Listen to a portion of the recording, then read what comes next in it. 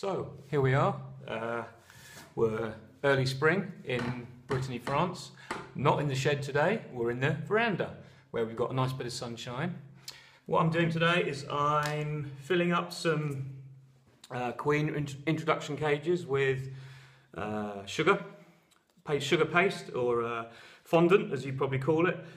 So I've got nucleus colonies with queens in from late summer last year, and I've got lots of hives with old queens in that were just caught in swarm traps.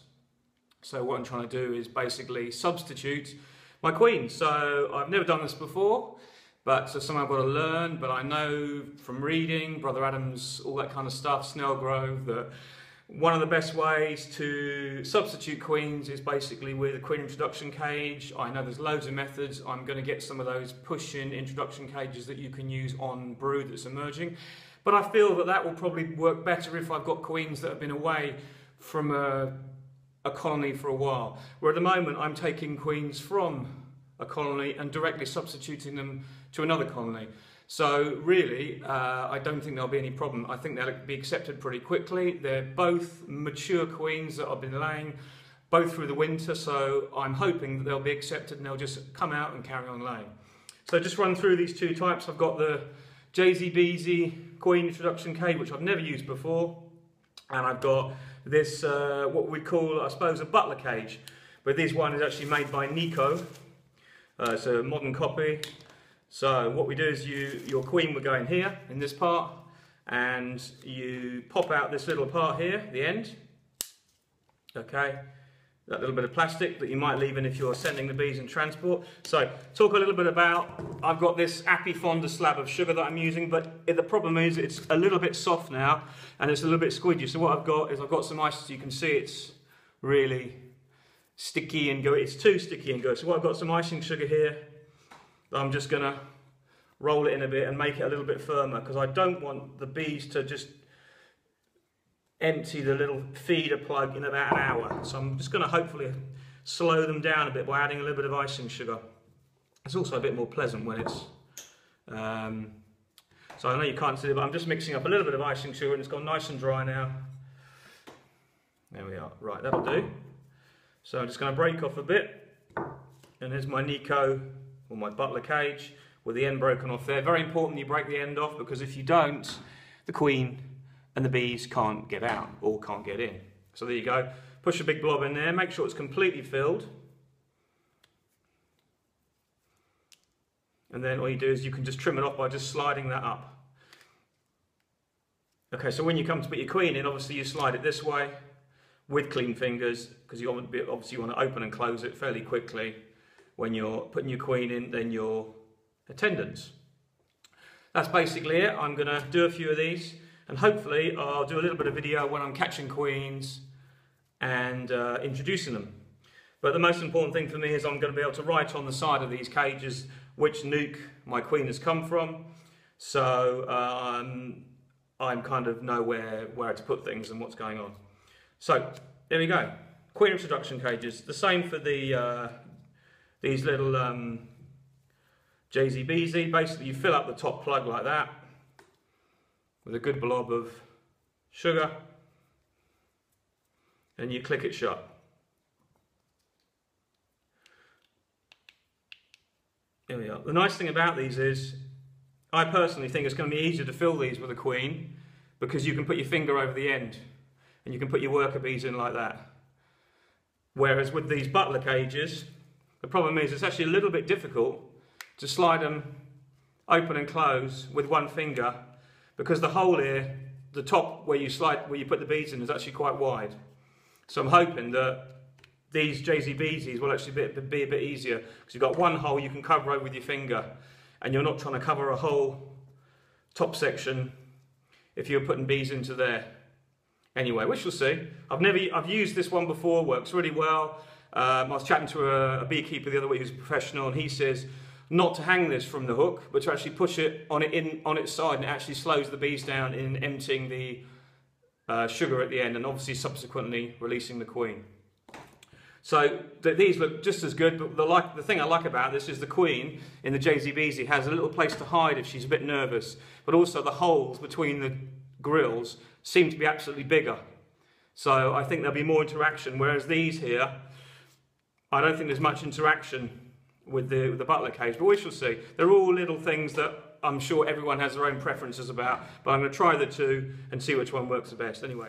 So before we proceed to the apiary to swap some queens over, I'm just going to show you this highly patented queen catching glove that I've made for our bees in Brittany. You see, our bees are so miserable most of the time, and it's gone cloudy since I spoke to you just before, that I'll probably get stung a lot. So, right, I don't know if you can see this, but trying to show you just taking out a queen from a nuke box. So I'm right on the top of my hives now. The green dot means I've got a queen from last year. She was an artificial swarm in November, and I last inspected it on the 2nd of March, and we're now the 4th of April. But I mark that as good, green dot queen.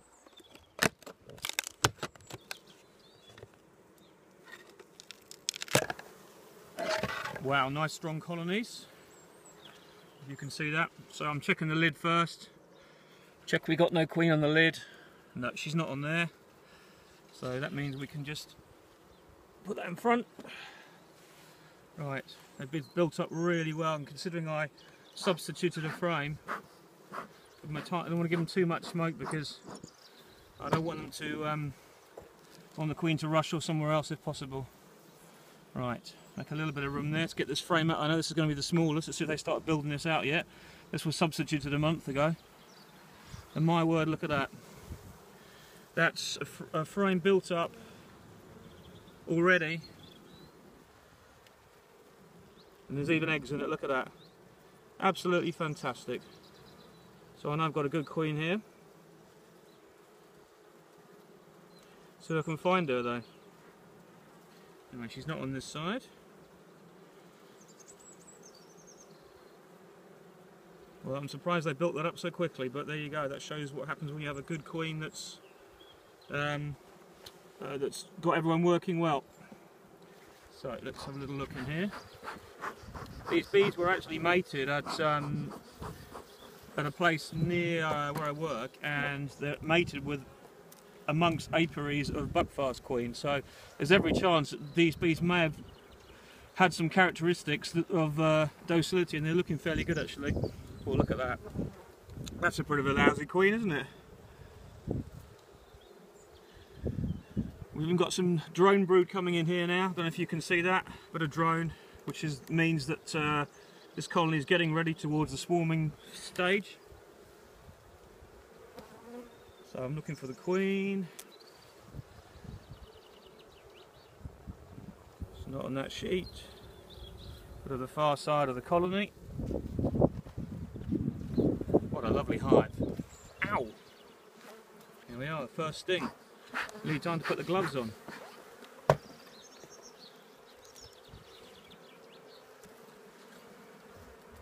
They still got this runny, nervous disorder where they'll ping off your hand. Look at this brood. Absolutely fantastic. She's laid right down to the bottom there. Look, from the top to the bottom. That's indicative of a really good queen.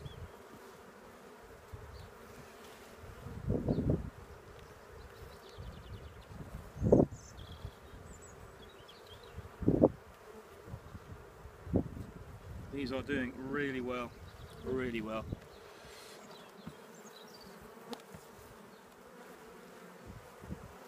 Let's have a look on this one again. This is the kind of prime frame. There she is. We've got her right. I'm just going to move through the camera so you can see her there. So always hold her by the wings. You know, best way to hold a queen. So very carefully, I'm going to pop this frame back in while I'm holding it. If there's two of you, it's always an awful lot easier. So, there's my JZBZ cage. Go for a JZBZ one this time, see how that goes. Queens have reverse gear, so you can just put her abdomen in, hold her head, hold her wings there, pin the wings. Didn't quite work that well. Let's try her again before she falls off into the cage. Where's she gone now? There she is. There she goes. She's even walked in. Look at that. So that one's in there. Let's get some worker bees. Some nurse bees to look after it. One. On it. So this hive is essentially queenless now. There you go. Oh. Let's put my hive tool down. Might be a lot easier. See, this is the reality of things. The actual difficulty of picking up bees when you're not used to it, or you haven't picked them up for a while, is always completely different to seeing it done on the telly.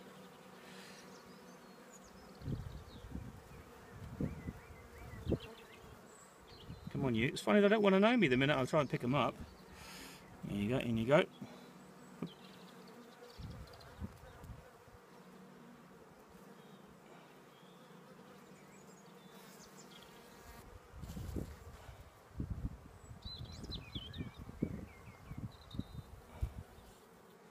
Five,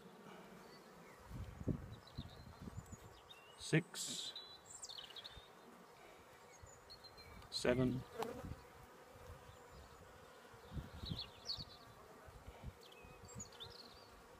come on, in you go. 8. Right, now that lid is, oh, that's 7 in there because one's just crawled out, but just pop this lid back on. There we are. So I know now that where that nuke's come from, where that queen's come from. So this hive is queen with the yellow dot. Just shake the bees off a minute. You can see there she is inside, running around. So it's going to pop her down this little crevice. There's our open cage at the end. Just going to pop her down into there. There's a nice little place I've just made for her, just to slide in. So if I can get the bees out of the way, she'll then stay there overnight, and they'll release her pretty quick, I'm sure. Just going to open that up a tiny bit so I can just slide that in. Unfortunately, my smoker has just run out of smoke, so I've got to be a little bit careful I don't upset these bees too much.